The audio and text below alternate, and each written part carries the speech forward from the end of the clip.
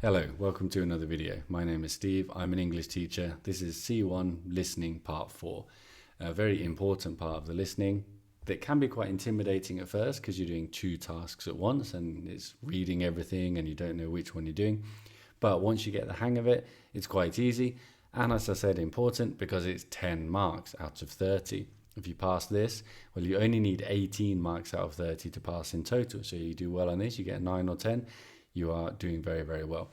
So in this video, we're going to do a little technique, I guess, for how to do better at it, how to practice it. And I'm calling this predicting the answers, as you can see on my PowerPoint that I've, by habit, not made full screen. But let's just leave that anyway, shall we? Why not?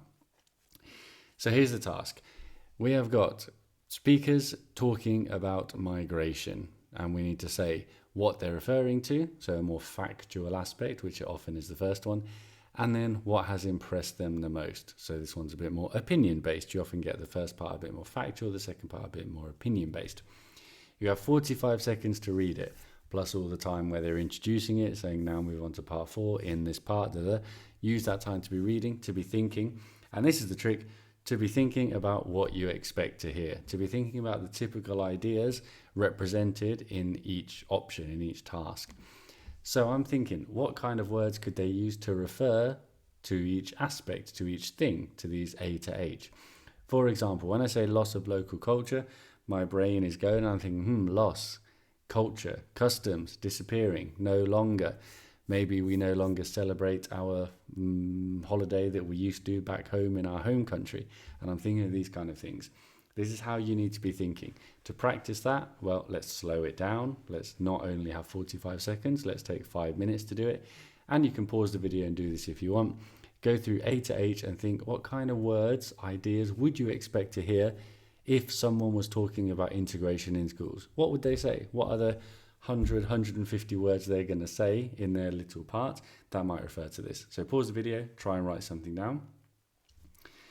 Come back, and here's what I was thinking. I was thinking maybe schools, we're talking about young people, pupils, an academic environment, and integration, we're talking about fitting in and adapting. Eating habits, if they're changing, they're new, they're different, it's not what you used to do, or you are not used to it. And your eating habits might be your diet, your culinary customs or routines. Customs, again, obviously important in talking about migration. Finding accommodation, well, accommodation is a place to live, a roof over your head, a flat if you're in Britain, an apartment if you're in America, these kind of things. Mixed marriages, getting together. Here I was getting very romantic, as I am in a mixed relationship, whatever that means, and talking about love crossing borders, yeah. Communication problems, well, you need to be understood. There might be a language barrier which leads to communication problems, these kind of ideas. Sending money home, this is a very typical idea, isn't it? Supporting family in your home country. You're sending your salary home, your wages, your pay slip, sending that home to support them. And starting a business, super common Cambridge expression, setting up a company. Or maybe they'll say what kind of company you're setting up, and that's what we're referring to. So hopefully you've written something like that, and that's the kind of thing you should be thinking about for what they're referring to. For task 2, it's slightly different. For task 2, I think we should be thinking about the thing that has impressed them the most. So what do you need to hear for your brain to switch on and think, oh, this is the bit I need, this is the bit.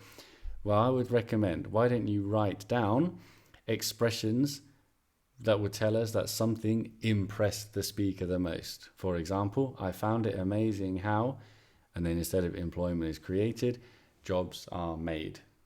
A little bit easy, but the key is, you found something amazing, now I need to listen. Now I know they're going to talk about the important thing. So again, pause the video, try and write down 3 or 4 expressions if you can of saying that something has impressed you a lot. Something has made an impression on you. Could be good, could be bad, but it's made an impression on you. Here are the ones that I suggest. Maybe you couldn't believe it. If you couldn't believe it, it probably made an impression on you. If it seems incredible, well, similar idea, incredible, unbelievable. It made a mark on you, it impressed you. You were utterly taken aback, as I move back. What an actor I am. Taken aback is a really common C1 phrase to mean surprised, shocked, impressed. Or maybe you were truly moved by. If you're moved by something, it impressed you a lot. And again, the adverb, to really, give you the clue that it impressed you the most. If you're truly, utterly moved, really, then it's the most. That's going to be a little clue there. Right, anyway, so we've had a little think about this. Let's do the task. I'm going to play it, you do it. What are they referring to? And then what impressed them the most? Listen twice if you want. Here we go. Unit 14. Listening, part 4. You don't need to listen to Exercise that. It's not 2. Unit 14. Speaker 1. Speaker 1. I was watching this really interesting programme the other day about people who'd come over here to work and had originally meant to stay just a couple of years, but then ended up meeting someone and settling down and things. I thought it was quite remarkable, actually, because we give the impression of being rather a nationalistic lot, but that doesn't seem to be the case at all, in fact. The camera went into people's houses and showed us how they'd been accepted by their new family, who were adopting all sorts of new customs and behaviours you wouldn't expect. What impressed me most was seeing their new in-laws learning how to cook new dishes.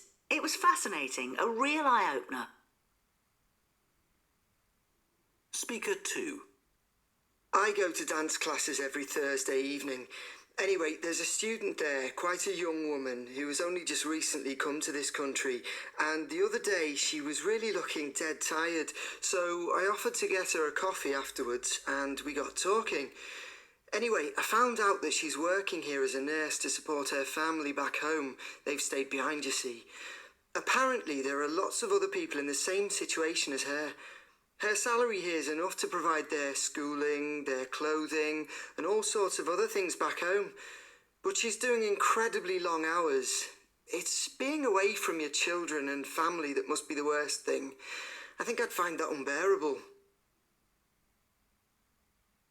Speaker 3. My daughter goes to school with this girl, Mariska.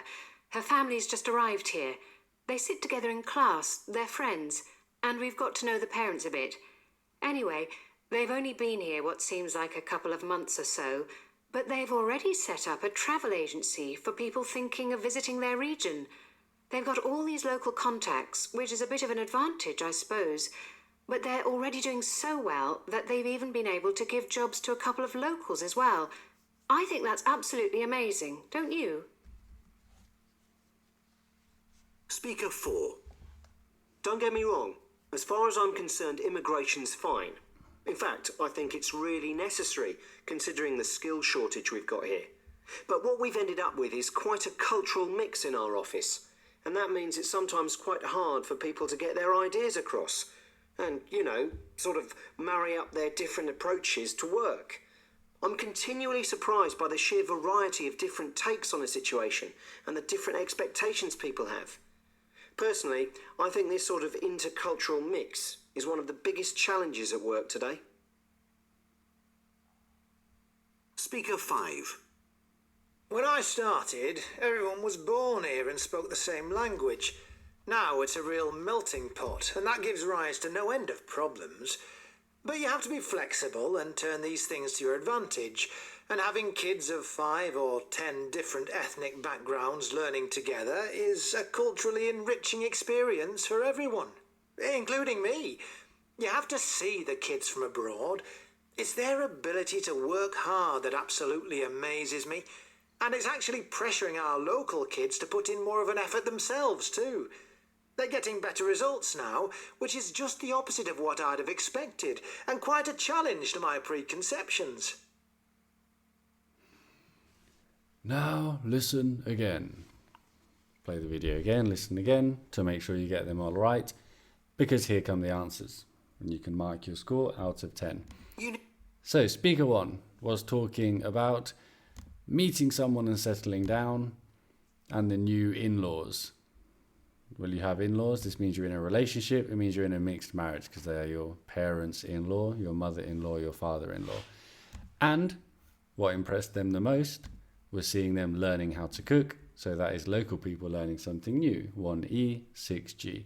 Pretty simple when you look at it like that, but that's what you need to do. Find that key point, match it up to the one that it means. And then once you've got the explanation, you can say, yeah, that fits. That's pretty clear. For speaker 2, we had Supporting her family, providing them schooling, the same idea, give with money. So she was sending money home. And what's the worst thing? Being away from your children and family. So families are divided. G, B. Okay, 1 mark each for this part, obviously, as in all the listening. Speaker 3 talked about setting up a travel agency. Hey, we got it. We got starting a business means setting up a company. So starting a business and giving jobs to local people, employment is created. HA. That one I thought was a fairly easy one. Hope you got it. Which was amazing, giving jobs to locals. Speaker 4. We have got how hard it is for people to get their ideas across and marry up different approaches, meaning communicate. So that's communication problems.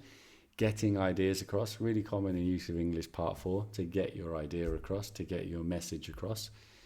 And he's continually surprised by the different takes and different expectations, which this was, I thought, was the most difficult one. This was the one I had to listen to twice. I think that is the attitudes. Your takes, your opinions, your expectations. This just about comes in under your attitude. They're all different, they're diverse. And Speaker 5 has kids with them from different ethnic backgrounds that are learning, which is culturally enriching. That sounds like integration in school. And what's amazing is their ability to work hard, which means the local kids work harder as well. If everyone's working harder, what is happening? Standards are raised, E. And that is it. You have a score out of 10. That is listening part 4. I hope you keep practicing it and get better at it, and keep watching my videos for more tips on C1. Goodbye.